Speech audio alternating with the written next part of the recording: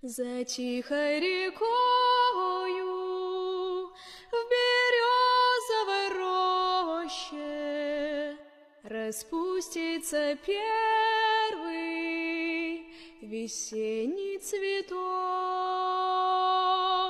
и я загадаю желание попроще, и, перекрестившись, взгляну на восток. Окрасится небо багряной зарею, и вечное солнце над миром зайдет, и белая птица взлетит над землею.